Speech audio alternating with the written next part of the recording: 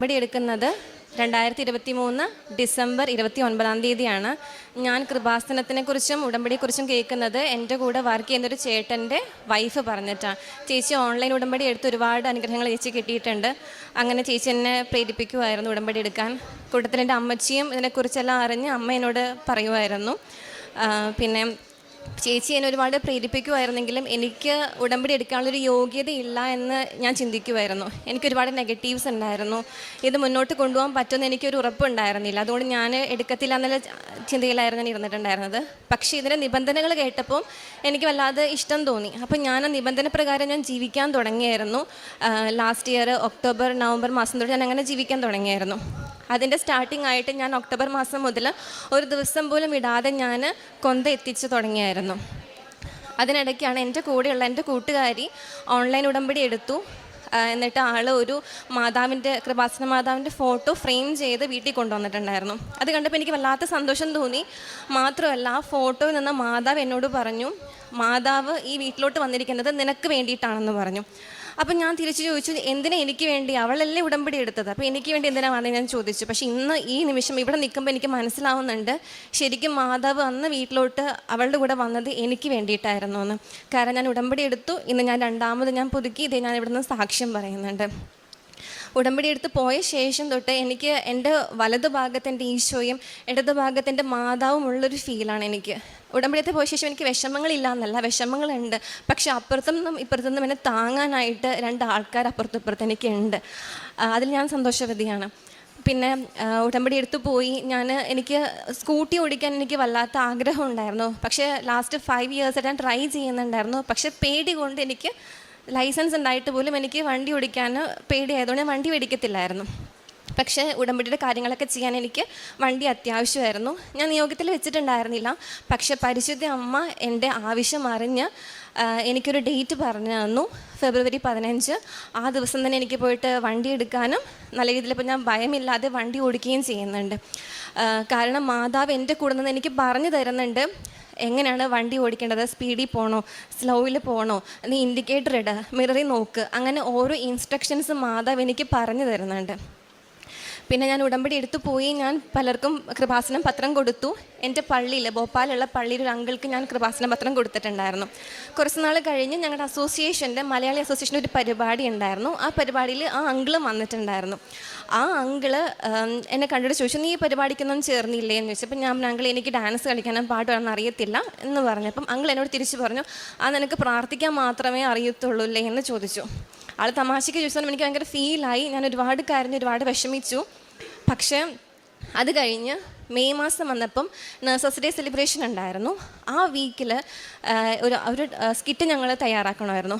അതിനകത്ത് എല്ലാവരും കൂടെ ഫ്ലോറൻസ് നൈറ്റിംഗേലിൻ്റെ റോള് എനിക്കാണ് തന്നത്. അതിനകത്ത് ഞാൻ മാക്സിമം ഒഴിയാൻ നോക്കി.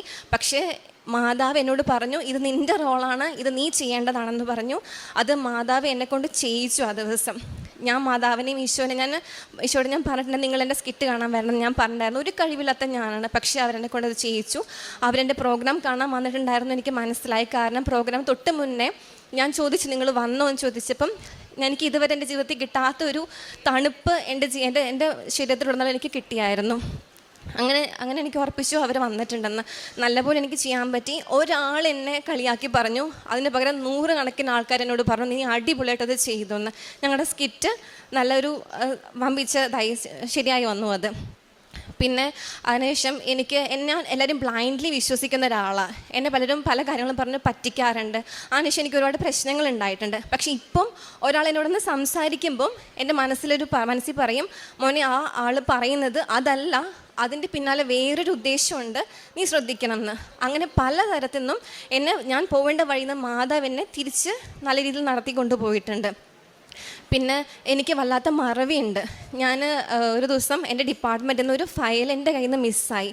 എൻ്റെ ഇൻചാർജിനെ വിളിച്ച് വഴക്ക് പറഞ്ഞു, ഫയലും കൊണ്ട് കയറിയാൽ മതി എന്നൊക്കെ പറഞ്ഞു. ഞാൻ ഒരുപാട് വിഷമിച്ച് പ്രാർത്ഥിച്ചു. അവസാനം മാതാവ് എനിക്കൊരു സ്ഥലം പറഞ്ഞു തന്നു. ആ സ്ഥലത്ത് നിന്ന് എനിക്ക് ആ ഡോക്യുമെൻ്റ് എനിക്ക് കിട്ടി. പിന്നെ ഞാൻ ആത്മീയമായിട്ട് ഒരുപാട് ഞാൻ വളർന്നിട്ടുണ്ട്. പ്രാർത്ഥനയിൽ ഞാൻ ഒരുപാട് ഇമ്പ്രൂവ് ആയിട്ടുണ്ട്. എനിക്ക് കുർബാനയ്ക്ക് ഞാൻ ഇടപെടാതെ പോകുന്നുണ്ട്. എനിക്ക് നൈറ്റ് ഡ്യൂട്ടി ഉള്ള സമയത്ത് എനിക്ക് രാവിലെ കുർബാനയ്ക്ക് പോകാൻ പറ്റത്തില്ല. ബാക്കിയുള്ള എല്ലാ ദിവസവും ഞാൻ കുർബാനയ്ക്ക് പോകുന്നുണ്ട്.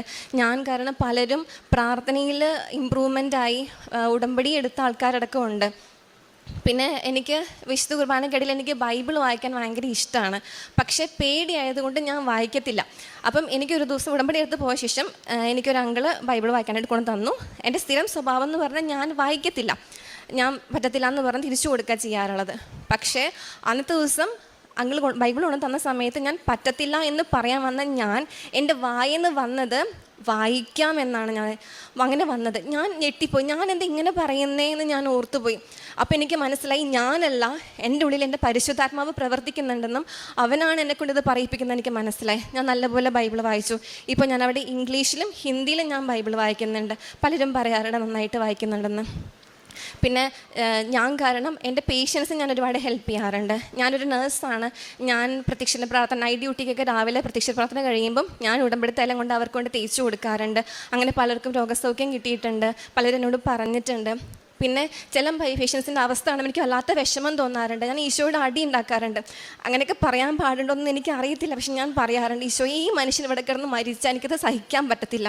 ഞാൻ കരയും, ഞാൻ നീയുമായിട്ട് അടി ഉണ്ടാവും ഈശോയെ, അതിനുള്ള ഇട വരുത്തരുതെന്ന് ഞാൻ ഈശോയോട് പറയും. അങ്ങനെയൊക്കെ പറയാൻ പാടുണ്ടോ എന്ന് എനിക്ക് അറിയത്തില്ല. പക്ഷെ ഞാൻ അങ്ങനെ പറഞ്ഞിട്ടുണ്ട്. ഞാൻ ആർക്കൊക്കെ വേണ്ടി അങ്ങനെ പറഞ്ഞിട്ടുണ്ടോ ആ പേഷ്യൻസിൻ്റെ ഒന്നും മരണം കാണാൻ എനിക്ക് ഇട വരുത്തിയിട്ടില്ല. അവരൊക്കെ ഡിസ്ചാർജ് ആയിട്ട് എൻ്റെ ICU പോയിട്ടുണ്ട്. പിന്നെ എൻ്റെ അപ്പച്ചനും അമ്മച്ചിക്കും അനിയത്തിക്കൊക്കെ ഒരുപാട് അനുഗ്രഹങ്ങൾ കിട്ടിയിട്ടുണ്ട്. അതിനു മുൻപായിട്ട് എനിക്ക് പറയാനുള്ളൊരു വലിയൊരു സാക്ഷ്യം എന്ന് പറയുന്നത്, എനിക്ക് കണ്ണിന് കുറച്ച് കാഴ്ച ബ്ലഡ് വിഷൻ ഉണ്ട്. എനിക്ക് ദൂരമുള്ളത് എനിക്ക് കാണാൻ പറ്റത്തില്ല. അപ്പം ഞാൻ കണ്ണട വെച്ചിരുന്നു. അപ്പം എനിക്ക് കണ്ണട വെക്കാതെ വിശുദ്ധ കുർബാന കാണണമെന്നൊരു ആഗ്രഹം എനിക്കുണ്ടായിരുന്നു. അപ്പം ഞാൻ അതിനുവേണ്ടി പ്രാർത്ഥിച്ചിരുന്നു. അത് ഉടമ്പടിക്ക് ഞാൻ ഒരുങ്ങിക്കൊണ്ടിരുന്ന സമയത്ത് മാതാവിനോട് ഞാൻ പറഞ്ഞിട്ടുണ്ടായിരുന്നു. അപ്പം എനിക്കൊരു ദിവസം കുർബാനയ്ക്കിടയിൽ ഞാൻ കണ്ണട വെച്ചുകൊണ്ടിരുന്ന ഞാനാണ്. ആ ദിവസം ഞാൻ കണ്ണട ഊരി മാറ്റി. അച്ഛൻ ഓസ്തി എടുത്ത് വാഴ്ത്തി പരിശുദ്ധാത്മാവ് ഇറങ്ങി വന്ന് അത് ഈശോയുടെ തിരുശരീരമാവുന്ന ആ സമയത്ത് മാത്രം എനിക്ക് കാണാം ആ വട്ടത്തിൽ വെള്ള ഓസ്തിയിൽ IHS നെയ്തിരിക്കുന്നത് എനിക്ക് വ്യക്തമായിട്ട് എനിക്ക് കാണാൻ പറ്റും. അച്ഛനെയും അൾത്താരെയും എനിക്ക് വ്യക്തമായിട്ട് കാണാൻ പറ്റും. അത് കഴിയുമ്പോൾ എനിക്ക് പഴയ പോലെയാവും എൻ്റെ വിഷൻ. അങ്ങനെയാണ്. അപ്പം മാതാവ് എന്നോട് പറഞ്ഞു, നീ ഉടമ്പടി എടുത്ത് കഴിഞ്ഞ് വരുമ്പോൾ നിനക്ക് കംപ്ലീറ്റ് വിഷൻ നിനക്ക് തരാമെന്ന് പറഞ്ഞു. ഉടമ്പെടുത്ത് കഴിഞ്ഞപ്പോൾ ഇപ്പോൾ മാതാവിനോട് ചോദിച്ചു, നിനക്ക് വിഷം വേണ്ട, നിനക്ക് മുഴുവൻ കാണണ്ടേ? അപ്പം ഞാൻ പറഞ്ഞു, വേണ്ട മാതാവ്, എനിക്കൊന്നും കാണണ്ട, എനിക്ക് കുർബാന മാത്രം കണ്ടാൽ മതി. ഞാൻ മൊത്തത്തിൽ ഈ ലോകം മൊത്തം ഞാൻ കാണാൻ തുടങ്ങിക്കഴിഞ്ഞാൽ ആ കുർബാനയുടെ ഇടയിലുള്ള മിറാക്കിൾ എനിക്ക് മനസ്സിലാവാതെ പോവും. അതുകൊണ്ട് എനിക്ക് ഇങ്ങനെ തന്നെ എൻ്റെ കാഴ്ച തന്നാൽ മതി എന്ന് പറഞ്ഞു. ഞാനിപ്പോൾ കണ്ണട ഉപയോഗിക്കുന്നില്ല. ബാക്കി ദൂരമുള്ളത് എനിക്ക് വ്യക്തമായിട്ട് കാണാൻ പറ്റില്ലെങ്കിലും എൻ്റെ വിശുദ്ധ കുർബാന എനിക്ക് ഒരു മിറാക്കിളായിട്ട് എനിക്ക് നല്ലപോലെ കാണാൻ പറ്റും. ഈശോ പലപ്പോഴും എനിക്ക് കുർബാനയിൽ ഞാൻ ഈശോയുടെ പീഡാസഹനം ഓർത്ത് എനിക്ക് കരഞ്ഞ അവസ്ഥ വരെ എനിക്ക് ഉണ്ടായിട്ടുണ്ട്. അത്രയും ആത്മീയമായിട്ട് എനിക്ക് കുർബാന കൂടാൻ പറ്റിയിട്ടുണ്ട്. ഇതെല്ലാം ഇവിടെ ഉടമ്പടി എടുത്ത ശേഷം എനിക്കുണ്ടായ അനുഭവങ്ങളാണ്. പിന്നെ ഇപ്പം ഞാൻ കഴിഞ്ഞ ഒക്ടോബർ മുതൽ ഞാൻ ഒരു ദിവസം പോലും വിടവിടാതെ ഞാൻ കൊന്തെത്തിക്കുന്നുണ്ട്. ഈ ഒക്ടോബർ മുതൽ ഞാൻ ദിവസം 2 കൊന്ത വെച്ച് എത്തിക്കുന്നുണ്ട്. എന്നെക്കാളും കൊന്തെത്തിക്കുന്ന ആൾക്കാരുണ്ട്. പക്ഷേ ഒരു കൊന്ത പോലും എത്തിക്കാതിരുന്ന ഞാൻ ഇപ്പോൾ ഇന്ന് ഒരു ദിവസം 2 കൊന്ത വെച്ച് എത്തിക്കുന്നുണ്ടെങ്കിൽ അതും മാതാവ് എനിക്ക് തന്ന ഒരു അനുഗ്രഹം തന്നെയാണ്.